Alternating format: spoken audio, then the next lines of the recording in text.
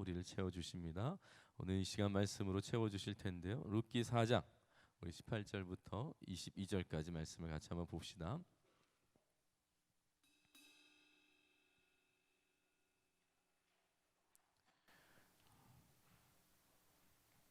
룻기 마지막 부분이거든요. 그 족보가 나오는 장면인데 이 말씀을 좀 통해서 왜 보아스는 왜 룻과 결혼했을까?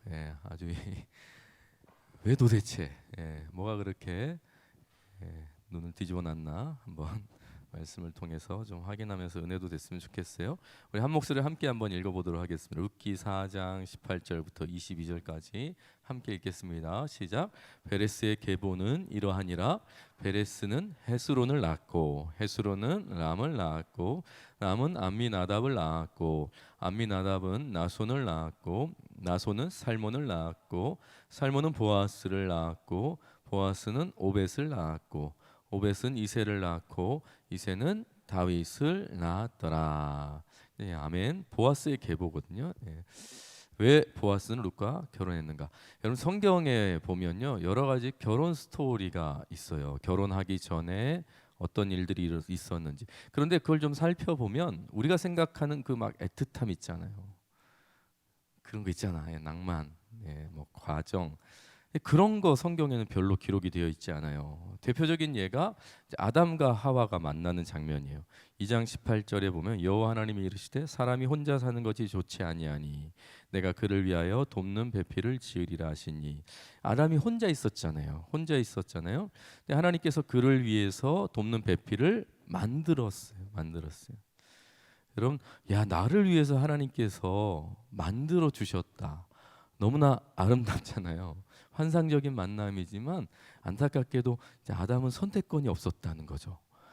그냥 주시는 여자를 세상의 유일한 여자로 받아들여서 그냥 결혼할 수밖에 없었던 정말 어렵죠. 어렵죠. 여러분 이삭도 좀 결혼 스토리가 나와 있는데요. 이삭은 어떤가 보면 아버지 아브라함이 종에게 아주 늙은 종에게 이 이삭을 위해서 며느리감이죠. 그 신부감을 데려오라고 말해요. 그게 24장 4절 말씀인데 내 고향 내 족속에게로 가서 내 아들 이삭을 위하여 아내를 택하라. 지금 내 아들 이삭을 위해서 네가 택하라 이런 거죠. 아주 늙은 종이에요. 성경 보면 아주 늙은 종. 그러니까 이삭과 그 늙은 종의 이 뭐라 그러죠? 보는 눈이 비슷했겠죠. 다 남자니까 이쁜 여자 뭐 골랐을 것 같은데 어찌 됐던 간에 이삭도 선택권이 있었다 없었다? 없었다는 거예요. 그냥 데려오는 그 자매와 결혼을 했다는 거예요. 여러분 성경적인 결혼을 꿈꾸시는 분들 여기 계시잖아요. 주로 여기 많이 계시는데 여러분 성경적인 결혼 어떤 건가? 선택권이 없다. 그냥 내 앞에 있는 사람이 그 사람인 줄 알고 만나면 된다. 성경적인 결혼은 그렇게 이루어져요. 그럼 내가 선택하는 게 아니라 하나님께서 주신 사람을 그냥 내 사람이라고 여기고 그냥 만나는 겁니다. 그러니까 여러분 너무 고민하지 마세요. 그냥 너무 고민하지 마시고 앞에 있으면 같이 만나면 돼요. 내 앞에 자주 만나는 사람을 그냥 그 사람이다 생각하고 만나시면 된다는 것입니다. 다윗은 어떻게 결혼했을까요? 진짜 많이 유화해서 표현하면 실수로 결혼해요. 실수로. 밧세바만 보면 그래요. 여러분 그러니까 성경의 결혼 스토리는요. 연애 기간, 뭐 낭만, 막 줄다리기 하고 막 애틋하게 뭐 이런 거 없어요. 그냥 없어요. 그냥 만나서 결혼하는 거예요. 여러분 그런데 의외로 보아스와 룻은 스토리가 있어요. 사랑 이야기가 좀 담겨 있어요. 그래서 사람들이 좀 오해하기가 쉽죠. 그러니까 소설로 여기는 사람들이 이 보아스와 룻을 이 룻기를 보아스와 룻의 러브 스토리라고 여기면서 읽는 거예요. 여러분 다 읽어보셨죠? 그냥 내가 예수를 믿지 않는다, 성경을 보지 않는다라고 하는 느낌으로 읽으면 그냥 보아스와 룻이 얼레리 꼴레리 했네, 뭐 이렇게 그냥 읽을 수 있는 그런 이야기예요. 그런데 여러분 룻기는 성경입니다. 성경이에요. 하나님의 메시지가 있다라고 하는 거예요. 사랑 이야기일지라도 여러분 보아스라는 한 사람을 통해서 룻을 사랑하고 그리고 룻과 결혼하는 그 모습을 통해서 하나님께서 우리에게 보여주고 싶은 그림이 있는 거예요. 하나님이 우리를 얼마나 사랑하시는지, 내가 너를 얼마나 특별하게 여기는지 그거를 보여주고 싶은 거라는 거예요. 뿐만 아니라 장차 오실 예수 그리스도가 우리를 어떻게 사랑하실지, 보아스가 룻을 사랑하는 모습을 통해서 미리 아주 오래전에 그림으로, 사건으로, 역사로 우리에게 보여주고 있는 거예요. 놀라운 모델을 보여주는 것이죠. 예수 그리스도가 너희를 이렇게 사랑할 거야. 하나님이 너희를 이렇게 사랑하고 계셔. 이걸 실제 역사의 한 장면을 통해서 우리에게 보여주고 있는 것이죠. 여러분, 그래서 룻기를 한번 꼭 읽어보세요. 읽어보셨죠? 네, 읽어보셨죠? 많이 읽으셨죠? 잠깐만 좀 요약을 한번 해보면, 여러분, 언약 백성인 엘리멜렉과 나오미, 베들레헴의 흉년이 들자 어디로 갔죠? 모압으로 떠났잖아요. 근데 모압은 그냥 뭐 이사 갔다, 그냥 다른 나라 갔다의 정도가 아니라 그랬어요. 예, 우상의 땅이었고, 그리고 베들레헴을 떠났다는 것 자체가 하나님의 약속의 선물을 내가 무시하고 내가 버렸다라고 하는 의미가 있다는 거예요. 어찌됐든 간에 파랑새를 찾아 떠난 거예요. 잘 살려고, 행복해지려고 떠난 거예요, 모압 땅. 그런데 그 땅에서 베들레헴에서 상상하지 못했던 아주 흉년을 만나게 되죠. 그건 어떤 흉년이에요? 곡식의 흉년이 아니고 남편이 죽고 아들들이 죽어나가는 이 죽음의 흉년을 맞이하는 거예요. 잘 살기 위해서 파랑새를 쫓아갔는데 정말 거기에서 너무나 큰 아픔과 상처와 눈물을 남기게 되죠. 여러분, 결국 모압 땅에서 모든 것을 다 잃어버린 나오미가 끝까지 자기 곁을 지켜준 며느리 누구? 룻과 함께 고향인 베들레헴으로 다시 돌아오게 돼요. 하나님의 땅으로, 하나님의 품으로, 고향으로 다시 돌아오게 되는 것이죠. 그러니까 사람들이, 우리 혜진이가 아까도 보니까 혜진이 왔다 막 그랬잖아요. 마찬가지예요. 여러분, 아주 오랫동안 떠났던 한 사람이 온 거예요. 나오미가 돌아온 거예요. 그러니까 사람들이 막 떠들었다 그랬잖아요. 나오미가 돌았다. 근데 나오미의 뜻이 뭐라 그랬어요? 희락, 기쁨, 즐거움이라고 했잖아요. 그러니까 기쁨이 돌아왔다, 즐거움이 돌아왔다, 이렇게 나오미가 들리는데, 그래서 나를 나오미라 하지 마라, 말아라. 쓰다, 인생 너무 아프다, 너무 괴롭다, 이 마라라고 하는 히브리어 뜻이에요. 마라, 나는 마라다. 얼마나 인생이 힘들었으면, 얼마나 괴로웠으면 그랬을까. 여러분, 고향 땅에 돌아왔지만 모든 게 해결된 거 하나도 없어요. 여러분, 고향 땅에 돌아왔지만 다시 시작해야 되는 거예요. 근데 그 시작은 더 어려워요. 왜냐하면 아무것도 가진 게 없기 때문에. 그런데 놀랍게도요, 룻이 같이 따라온 룻이요, 이삭 줍기를 시작합니다. 먹고 살아야 되잖아요. 가장 가난한 사람들을 위해서 여러분, 그 추수하고 나서 일부러 곡식들을 떨어뜨려 놔요. 그러면 가난한 사람들이 와서 주워가는 게, 그게 이삭 줍기거든요. 룻이 이삭 줍기를 해서 생계를 이어가는 거예요. 나오미하고 같이 살아갈 생계를 이어가는 거예요. 기구한 운명의 이 두 여인이 룻의 이 밑바닥 인생으로부터 이제 조금씩 뭔가 새로운 희망이 펼쳐지고 있다라고 하는 것을 보여주는 거예요. 이삭 줍기라고 하는 거예요. 왜요? 이삭 줍기 하면서 누구를 만나요? 보아스를 만나거든요. 그러면서 완전히 그 룻이, 여러분이 나오미 가문의 완전 반전을 선사하는 선물이 되죠. 여러분, 지금 제가 이렇게 얘기했지만 겉으로 보면 하나님의 손길이 전혀 느껴지지 않아요. 그냥 사람들 이야기, 뭐 우리네 사는 이야기처럼 들린다는 것이죠. 하지만 여러분, 인생 걸음걸음 룻기를 이렇게 살펴보면 하나님의 숨결이 숨어 있어요. 하나님의 손길이 숨겨져 있어요. 그래서 룻기를 읽는 기쁨, 즐거움은 뭐냐면 바로 이 숨겨진 하나님의 손길을 발견하는 거예요. 여러분, 우리의 인생의 기쁨도 마찬가지예요. 여러분, 룻이 보아스를 만난 거 기쁨이죠. 너무 행복이죠. 우리 인생에 있어서 그런 남자, 그런 자매 만나면 행복이죠. 기쁨이죠. 그런데 그 이변에, 그 배경에 함께 하시는 하나님의 손길을 발견하는 게 인생의 기쁨이 된다고요. 하나님이 나와 함께 하시는구나. 우리의 인생 가운데 하나님이 함께 하시는구나. 여러분 그걸 발견하는 게 인생의 묘미와 기쁨이 된다고요. 여러분 그런 발견의 은혜가 있었으면 좋겠다라는 생각이 들어요. 어찌됐든 간에 오늘 하고 싶은 얘기는 보아스와 룻의 만남과 결혼 속에 숨겨진 하나님의 손길이 있다는 거예요. 자, 이걸 이해하기 위해서 좀 첫 번째 우리가 좀 하나 살펴보려고 하는데요. 이걸 확인해야 돼요. 하나님의 손길이 있다. 하나님의 섭리가 있다. 여러분 섭리라고 하는 한자 기억나세요?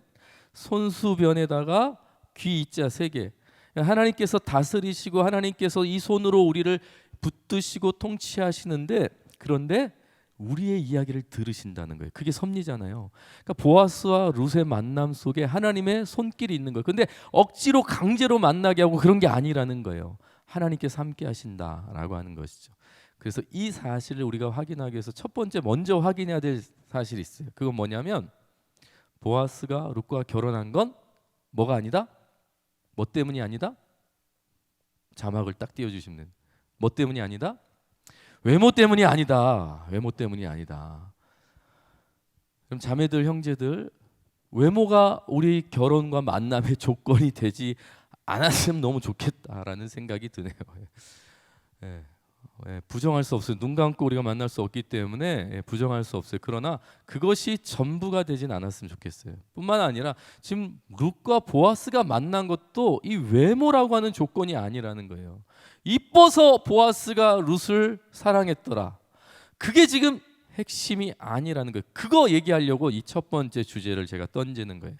외적인 조건 때문에 하나님의 사랑이라는 그 룻과 보아스의 사랑이 이 에로스가 아니라 하나님의 사랑인 아가페 사랑이라고 하는 것을 강조하기 위해서 이 첫 번째 주제를 던지는 거예요. 여러분 한번 물어볼게요. 룻이 이뻤을까 안 이뻤을까요? 안 만나서 왔으니까 우리 잘 모르죠. 예. 잘 모르겠어요. 그런데 대부분의 상상 속에 있는 룻은요 굉장히 이쁜 자매예요. 제가 인터넷에 이제 룻을 찾아봤거든요. 룻을 이렇게 찾아봤는데 진짜 절세의 미인으로 첫 번째 룻의 그림인데요. 진짜 많은 룻에 대한 그림 상상도가 있는데 이 첫 번째 룻이에요. 미스 보립 아시죠? 보립 판매 홈쇼핑 모델처럼 그 룻을 저렇게 그려놨더라고요. 두 번째 룻의 모습은 지금 보리 타작을 하고 있는데 제가 봤을 때 저건 연기라. 지금 자세히 여러분 혹시 안 보이실 수도 있는데 얼굴이 너무 이쁘게 그려놨어요. 연예인처럼 그려놨어요. 그게 지금 뭐 일한다는 느낌이 아니라 연기를 하고 있는 느낌.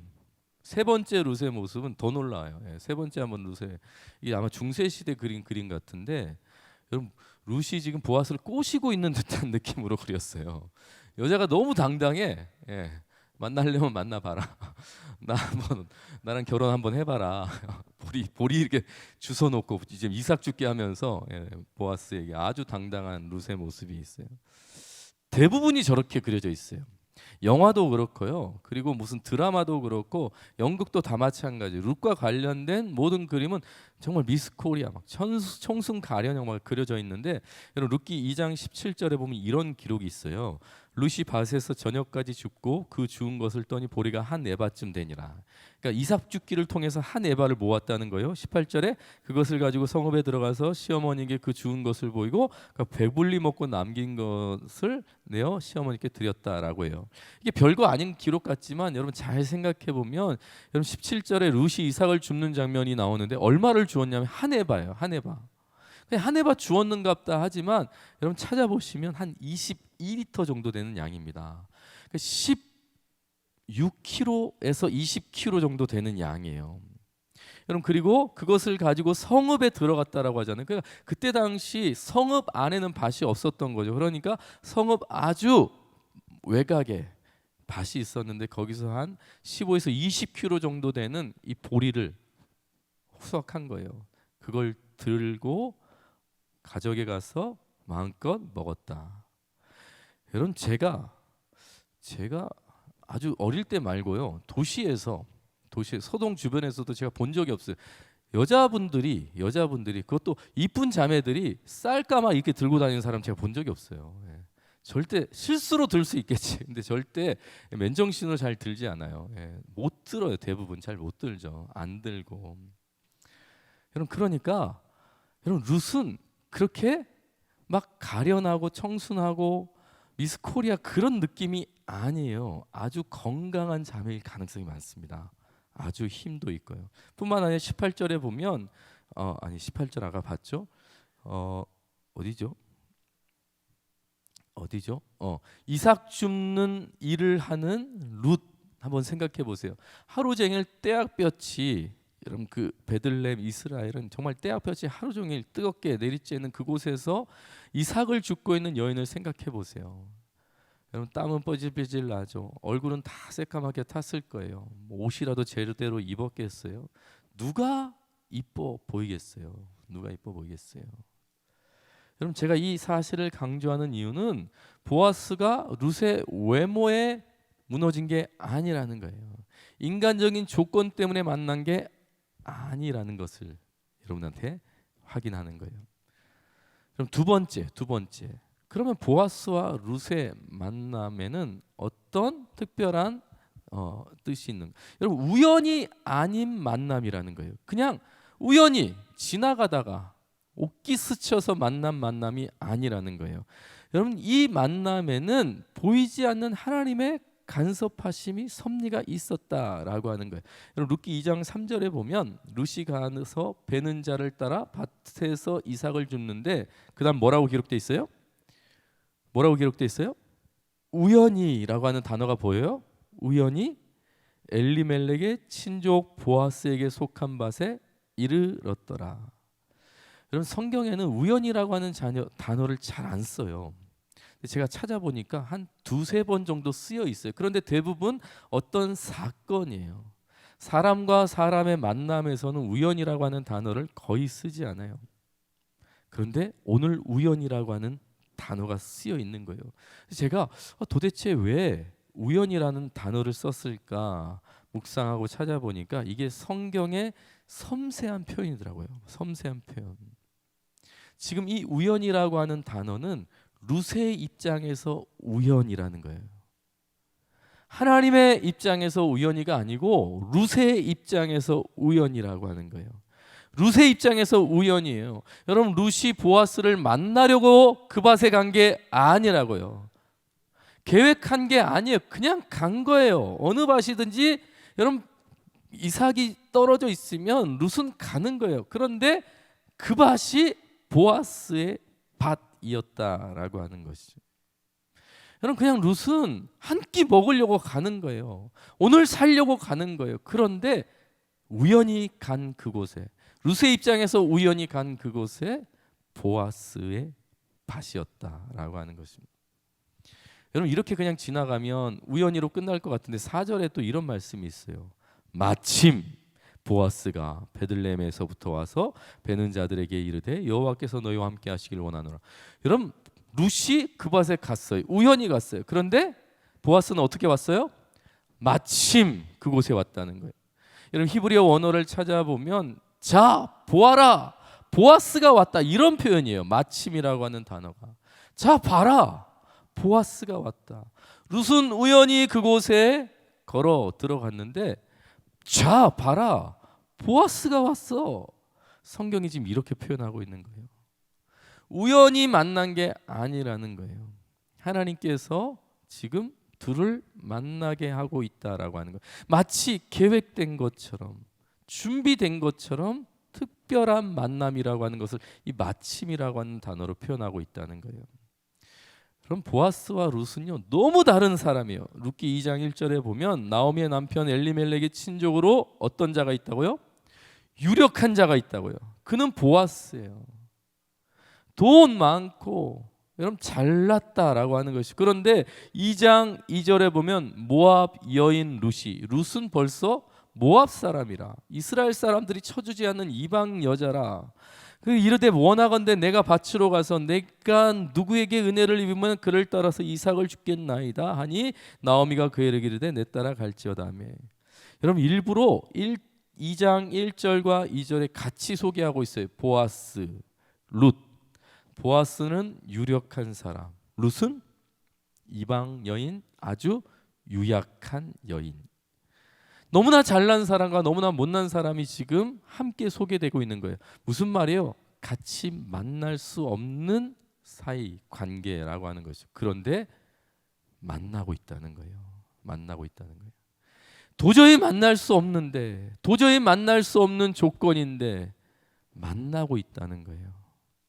하나님께서 이들 관계를 주선하고 있다라고 하는 것을 보여주고 있는 것이죠. 마지막 세 번째, 보아스의 마음입니다. 여러분, 하나님께서 그러면 보아스를 강제로 룻과 만나게 하셨는가? 하나님께서 룻과 보아스를 그냥 강제로 엮어버리셨는가? 그러면 보아스의 마음과 룻의 마음은 아무 의미가 없는 건가? 그게 아니라는 거예요. 여러분, 보아스가 룻을 봤을 때 특별한 마음을 가지게 되었는데 그게 이유가 있다는 거예요. 하나님께서 그냥 짝지어 주니까 그냥 만난 게 아니라 하나님께서 짝지어 주셨는데 보아스의 마음에도 동하는 마음이 있었다는 거예요.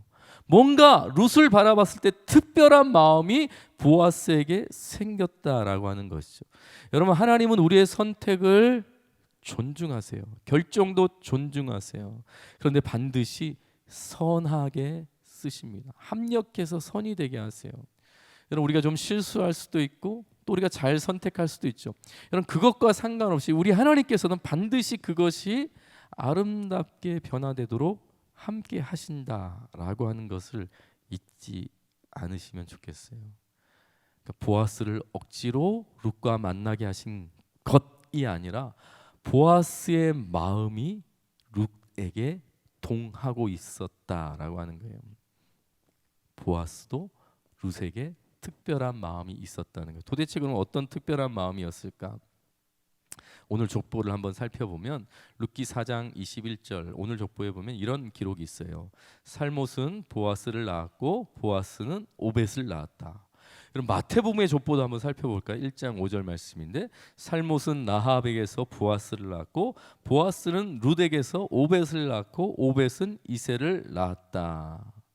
여러분, 룻기에서는 정확하게 표현되어 있지 않은데 여러분, 마태복음에서는 정확하게 표현되어 있어요. 살몬은 누구에게서 보아스를 낳았다고요? 라합에게서 보아스를 낳았다라고 기록해요. 여러분, 룻기만 보면 우리가 잘 모를 수 있는데 마태복음에 너무나 분명하게 표현하고 있어요. 살못은 라합에게서 보아스를 낳았다는 거예요. 그러니까 보아스의 어머니일 수도 있고 보아스의 할머니일 수도 있는 존재가 누구라고요? 라합이라고 지금 소개하고 있는 거예요. 여러분, 유대인들에게 있어서 낳았다라고 하는 것은 직계 자손이기도 하지만 여러분, 이게 손주이기도 한 거예요. 그냥 자손을 그렇게 표현하기도 하거든요. 그러니까 확실한 건 보아스의 어머니든 할머니는 라합이라고 하는 거예요. 라합의 자녀라는 거예요, 보아스는. 여러분, 그러면 도대체 라합은 누구죠? 여호수아 2장 1절과 여호수아 6장에 보면요, 여러분, 진멸해야 되는 여리고 성에서 유일하게 구원받은 한 여인이 있어요. 여러분, 가나안 땅이 그때 당시 어떤 땅이에요? 우상의 땅이었잖아요. 이스라엘 백성들이 모세 그 다음에 여호수아와 함께 여러분 정복했던 땅이 가나안 땅이잖아요. 첫 번째 성이 여리고 성이었잖아요. 그 여리고 성을 하나님께서 6바퀴, 마지막 날 7바퀴, 그리고 나팔 부니까 무너져 내렸잖아요. 그리고 다 진멸했잖아요. 그런데 유일하게 진멸하지 않았던 한 여인과 가족이 있어요. 바로 라합이에요. 라합의 가족이라고요. 여러분, 라합은 이방 여자입니다. 그 여호수아에 보면 그의 직업은 기생이라고 나와 있어요. 여러분, 라합은 가나안 여인이었어요. 이방 여인이었어요. 아주 천한 여인이었어요. 근데 그 여인이 이스라엘 백성, 하나님 백성 공동체 안에 들어왔어요. 여러분, 인정을 받았을까요? 이스라엘 백성 공동체 안에서 사랑을 받았을까요? 라합의 직업이 뭐라고요? 희생이라고요. 이방 여자라고요. 이스라엘 백성들은 선민 사상이잖아요. 하나님의 백성, 선택받은 백성 중심의 민족이라고요. 여러분, 그런 민족에게, 여러분, 외부에 특별히 가나안, 진멸당한, 멸망당한 그 민족의 한 여인, 한 가족이 들어왔어요. 여러분, 잘 품어졌을까요? 아니라고요. 얼마나 서러움을 많이 당했겠어요. 얼마나 떠나고 싶었겠어요. 얼마나 힘들었겠어요. 적응하는 게 쉽지 않았을 거라고요. 기생 라합이. 그런데 이 라합의 후손이, 자손이 보아스라고요. 보아스가 아는 거죠. 우리 엄마도 우리 할머니도 룻과 같은 상황과 현실을 경험했다는 걸 아는 거예요. 여러분, 보아스가 룻을 특별하게 대우해요. 룻기를 읽어보신 분들은 왜 그러지라고 할 만큼 보아스가 룻을 아주 특별하게 대우를 해요. 얼만큼 특별하게 대우를 하냐면 룻이 놀래요. 아니, 나 같은 이방 여자를, 나 같은 모함 여자를, 나같이 못난 여인을, 나같이 천한 여인을 왜 당신은 특별하게 나를 이렇게 혜택을 주십니까? 왜 나를 특별하게 생각해 줍니까? 룻이 보아스에게 물어본다고요. 너무 잘해주니까, 잘해줄 만한 요건과 조건이 나에게 없는데 보아스가 너무 잘해주니까 왜 나에게 혜택을 주냐고 물어봐요. 그게 룻기에 나와요. 그런데 보아스가 룻을 만났을 때 첫 번째 했던 말이 있어요. 2장 12절. 이 말씀 우리 같이 한번 읽어볼까요? 시작. 여호와께서 내가 행한 일에 보답하시기를 원하며 이스라엘의 하나님 여호와께서 그의 날개 아래에 보호를 받으러 온 내게 온전한 상 주시기를 원하노라 하는지라. 여러분, 이건 보아스가 지금 룻에게 좋은 말 대잔치 하는 게 아니고요, 그냥 축복하는 말도 아니고요, 실제로 자기의 신앙 고백과 같은 고백이에요.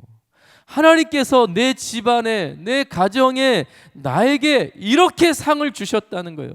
하나님께서 우리 집안에, 우리 가정에, 나에게 이러한 복을 주셨다는 거예요. 이러한 상을 주셨다는 거예요.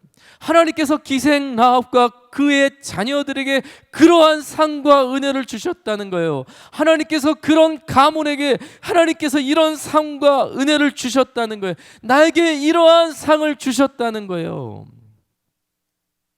이 말은 보아스가 룻에게 지금 간증하고 있는 거예요. 지금 룻을 축복하는 말뿐만 아니라 자신이 실제로 경험한 복음을 전하는 거예요. 나를 온전케 하시고 우리 집안을 온전케 하신 하나님께서 너도 온전케 하실 거야, 이렇게 말하고 있는 거라고요. 하나님이 결코 너를 모른 척 하시지 않을 거야. 왜냐하면 우리 엄마도 그런 비천한 인생을 살았거든.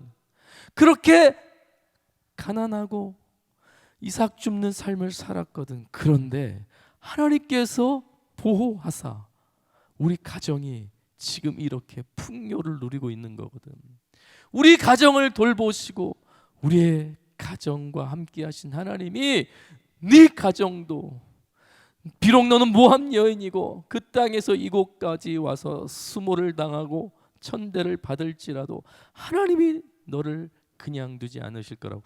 여러분, 지금 보아스가 룻에게 자기 신앙 간증의 축복을 하고 있는 거예요. 자기가 경험했던 복을 룻에게 선포하고 있는 거라고요. 여러분, 저는 룻기를 묵상할수록 하나님께서 보아스를 통해서 룻이라고 하는 이 가련한 여인을 이렇게 토닥이고 있다라고 생각이 들어요. 하나님께서 보아스를 통해서 룻에게 복음을 전하고 있다라고 하는 확신이 들어요. 하나님께서 보아스를 통해서 룻을 이렇게 품고 있다라고 하는 확신이 들어요. 아무것도 의지할 수 없이 그냥 나오미 따라서 베들레헴까지 흘러온 이 여인, 그냥 어떻게 죽어도, 어떻게 사라져도 누구 하나 관심 두지 않을 이 여인을 하나님께서 보아스라고 하는 이 유력한 자를 통해서 토닥이고 있는 거예요. 그럼 품어주고 있는 거예요. 마가복음 6장 34절에 보면 예수께서 나오사 큰 무리를 보시고 그 목자 없는 양 같음으로 인하여 불쌍히 여기사 이에 여러 가지로 가르치시더라. 여러분, 목자 없는 양 자주 들어보셨죠? 이건 죽은 목숨이에요. 양은 목자 없으면 그냥 끝난 거예요.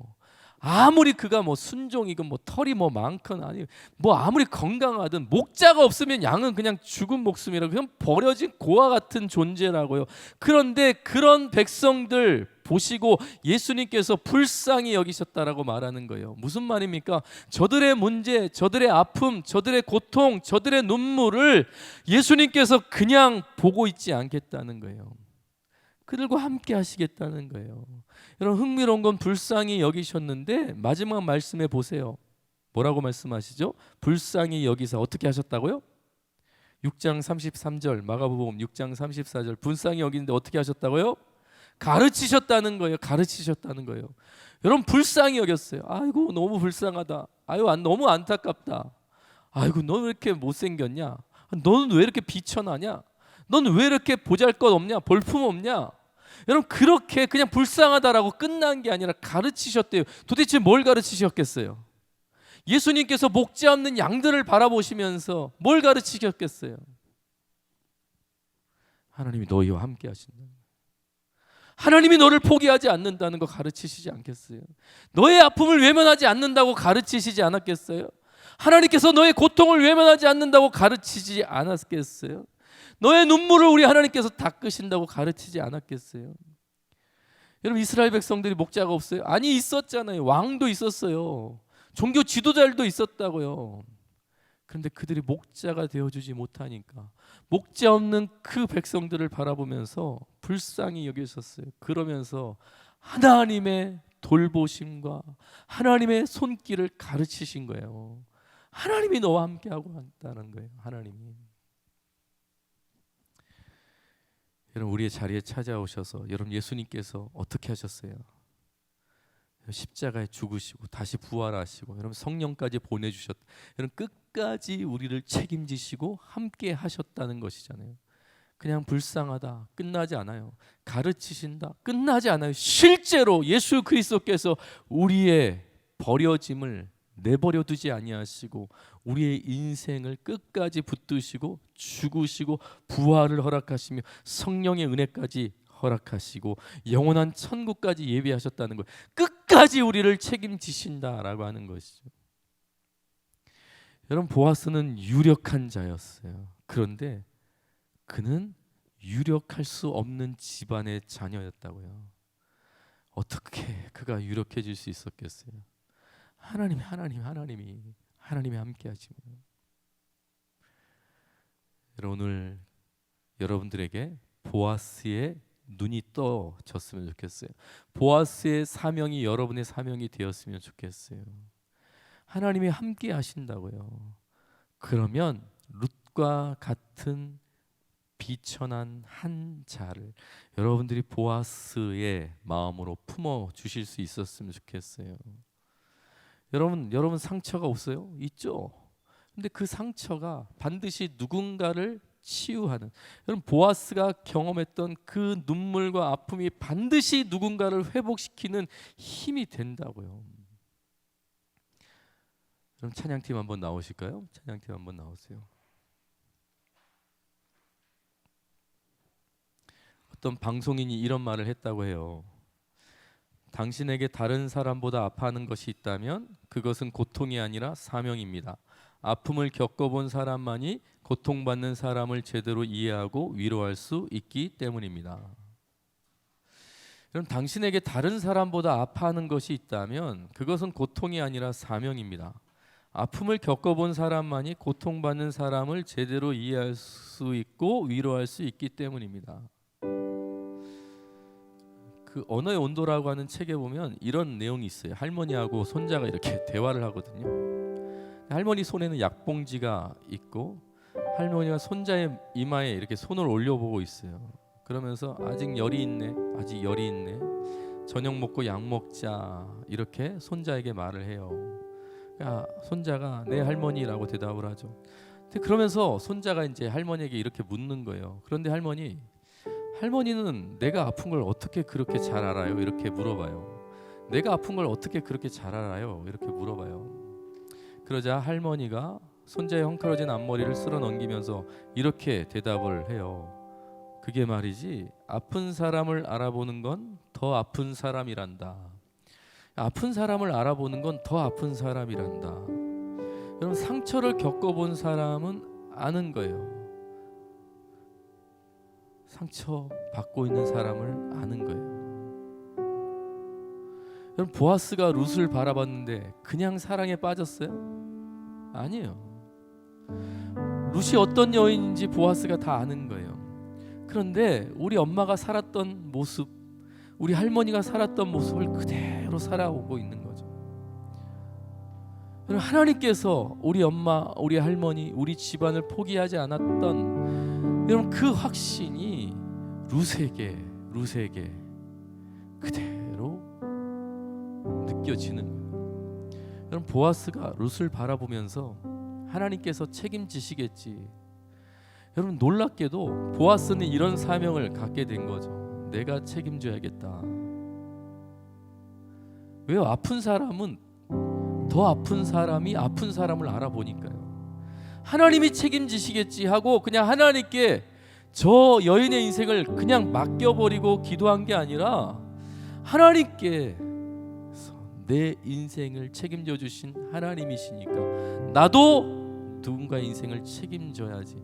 여러분, 그래서 보아스가 룻을 사랑하게 되는 거예요.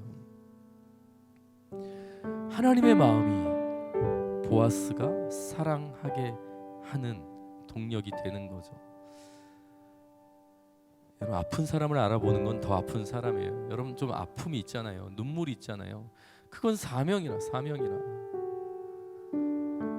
그건 불평과 원망의 내용이 아니라 사명이라. 우리 같이 한 번만 찬양해 볼까요? 주님과 같이 내 마음을 만지는 분은 없네. 오랜 세월 찾아 난 알았네. 내겐 주밖에 없네. 놀라운 사랑, 그 사랑이 나를 치료합니다. 그 치료받은 내가요, 또 누군가를 치료하는 자가 되는 거예요. 이게 은혜가 흘러가는 거죠. 우리 같이 한번 찬양하면서 고백합시다. 주님과 같이